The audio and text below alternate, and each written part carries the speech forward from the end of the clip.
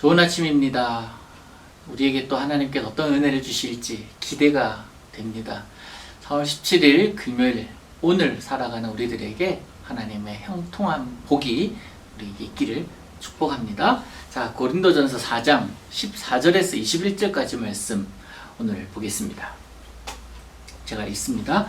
내가 너희를 부끄럽게 하려고 이것을 쓰는 것이 아니라 오직 너희를 내 사랑하는 자녀같이 권하려 하는 것이라.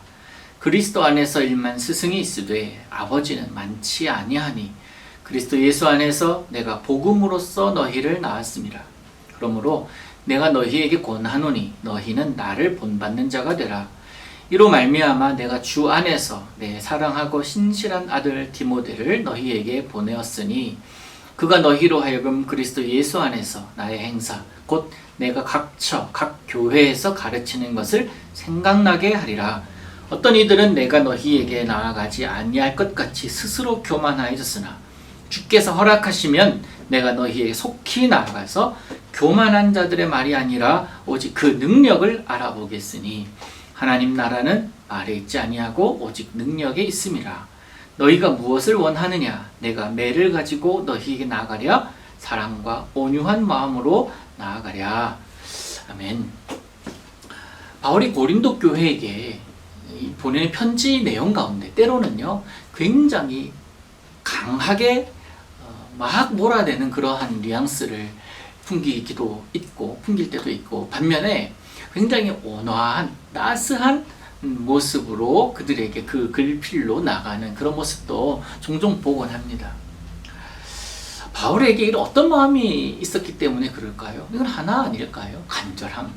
그들이 주 안에서 회복이 되고 주 안에서 올바로 서기를 원하는 마음, 간절한 마음 때문에 그런 것 아니겠습니까? 우리가 자식을 대할 때도 그러잖아요. 자식 참 내 마음대로 안 된다 하는 그런 생각을 할 때가 있잖아요. 그럴 땐 때로는 내 마음에 강하게 하고 싶기도 하고 때로는 온화하게 하고 싶기도 하지만 그런데 그러한 모습들 때로는 매를 드는 모습 아니야 때로는 또 온화한 모습 그런 모습은 이 아이들로 하여금 올바로 서게 하기 위함 아니었습니까? 사도 바울도 지금 마찬가지예요. 고린도 성도들이 말씀 위에 바로 서기를 원하는 마음으로 지금 이렇게 때로는 강하게 또 그러나 때로는 온화하게 그들에게 다가가고 있는 것입니다. 근데 오늘 14절 보니까 자신의 마음을 직접 표현하고 있습니다. 내 사랑하는 자녀들 같이 권한다. 너희를 부끄럽게 하려고 하는 것도 아니고 너희가 잘나서 그러는 것도 아니고 지적할 만한 것들을 내가 찾고 찾아서 지적하는 건 아니라 내가 너희들을 생각하기에 내 자식 같아서 권한다라는 그 이야기를 하고 있습니다. 그러면서 15절 보니까 그리스도 안에서 복음으로 너희를 낳았는데 너희들은 앞으로 많은 스승들을 경험을 할 것이고 많은 앞선 자들을 선생들을 만날 테지만 그들을 믿게 한 나는 너희들로 하여금 세운 나는 아비된 심정으로 너희 앞에 선다. 그러니까 그들 많은 스승들이 있지만 내 마음 같지는 않을 거다라고 이야기를 하고 있습니다. 그런 애타는 마음이 사도 바울에게 있기 때문에 고린도 교인들 그 교회가 바로 서기를 원했던 것이고 또 주님 안에서 든든히 살아가기를 원했던 것 아니겠습니까? 이런 자들에게 좀 충격적인 한 문장을 전합니다. 너희는 나를 본받는 자가 되라. 사실 이 문장은요 어찌 보면 되게 교만한 이야기이고 어떻게 보면 아무리 잘해도 그렇지 어떻게 자기를 본받으라고 이야기를 할 수 있을까라고 생각할 수 있습니다. 그런데 사도 바울이 이 나를 본받는다, 나 본받으라 라는 이 이야기는요 딱 하나만 본받았으면 좋겠다는 마음이 있을 거예요. 내 모든 것이 주님의 은혜이니 내가 주님을 인하여 삽니다. 이 고백, 이 모습 하나만 이 본받기를 원했던 것 아닐까 생각을 합니다. 복음으로 인하여 참고 복음으로 인하여 변화되었고 그 예수 그리스도를 믿었기에 그 이후로 당하는 모든 비방은 감사함으로 여긴다라는 거예요. 그래서 예수 안에서 하나 되는 그런 모습, 예수 안에서 즐거워하는 그 모습을 이 고린도 교회에 바랬던 거죠. 물론 사도 바울은 고린도 교회뿐만 아니라 여러 교회들에게도 동일합니다. 자신의 모범과 또한 자신의 가르침을 계속 상기시킵니다.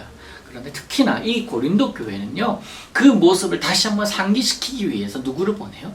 신실한 자, 자기 영적 아들과도 같은, 그렇게 소중하게 여기는 디모데를 보냈지 않습니까? 그 디모데를 보면서 그리스도 예수 안에서 바울 자신이 가르쳤던 것을 정확하게 다시 상기하고 다시 그대로 살기를 바라는 모습이 아니겠습니까? 사도 바울은 그러면서 또다시 사람들의 교만함을 언급합니다. 사람들 가운데는 직접 자기가 오지 않고 디모데가 오니까 만만하게 본 자들이 있는 것 같아요. 그런데 바울은요, 주님께서 허락하시면 나 속히 방문할 것이다. 주님이 허락하시면 나 다시 고린도로 간다. 그러면서 바울은 그렇게 교만한 자들의 말솜씨에 관심 두지 않겠다. 그들이 하는 말에 내가 마음 두지 않겠다. 그 말에 능력이 있는지를 보겠다 라고 이야기를 합니다. 멋지게 떠드는 말이나 인간적인 지혜가 중요한 게 아니라 그 속에 능력이 있는지가 중요한 것 아닙니까? 그러면서 20절에 선포합니다. 하나님의 나라는 말에 있지 아니하고 오직 능력에 있음이라. 바울이 십자가에 달린 예수 그리스도의 털을 닦고 씨를 심은 이유가 바로 이겁니다. 능력. 그 능력을 경험했기 때문에. 그래서 능력, 말이 아니라 능력이 진짜다라는 거예요. 말에 있지 않고, 하나님의 나라는 말에 있지 않고 능력이 있다. 십자가 복음을 통해서만 진정한 그리스도인인지를 알 수 있기 때문에 그렇습니다. 여러분, 우리도 참 많은 말을 합니다. 그러나 우리가 보여야 할 것은 능력이에요. 누구의 능력? 내 능력이 아니라, 내 말솜씨가 아니라 주 예수 그리스도의 능력입니다. 하나님의 인도하심, 성령의 인도하심에 따라서 자신의 자량을 다 내려놓고 하나님의 생각, 하나님의 마음으로 살아감.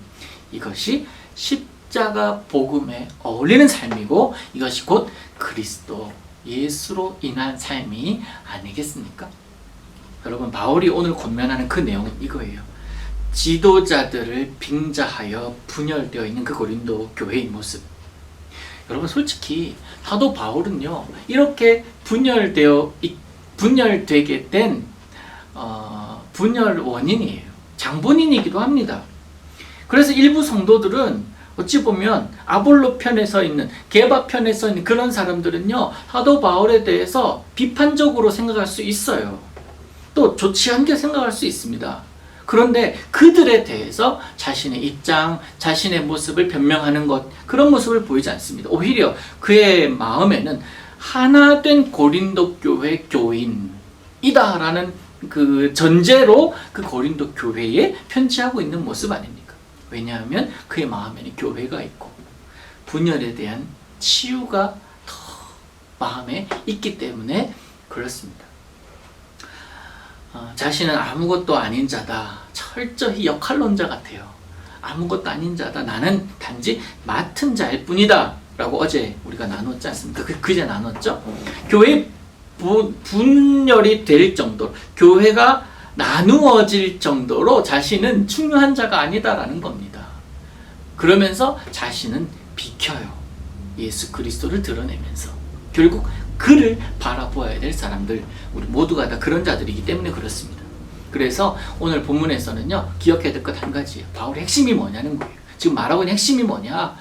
우리는 주님을 본받는 자가 되어야 된다.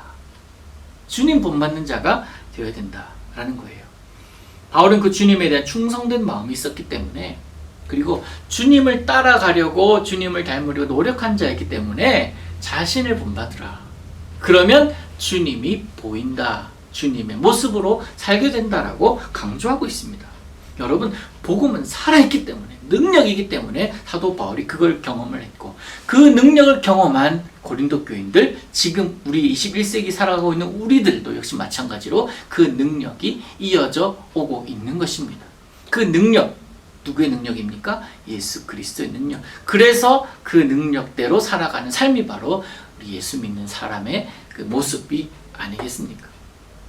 복음, 그것은요, 하나님의 나라에 들어가게 해주는 능력입니다. 그리고 고난을 이기게 해주는 능력이고 견딜 수 있도록 해주는 능력이 됩니다. 그 복음이 우리에게도 있는지 오늘 기도하면서 점검해 보시고 그 능력으로 내가 살고 있는지 아니면 복음 더하기 다른 어떤 것으로 살아가고 있는지 한번 생각해 보시기를 바랍니다. 이쪽이 더 복음이 이것보다 더 커야 된다? 아니에요. 오직 복음이어야 합니다. 그게 바로 신앙인입니다.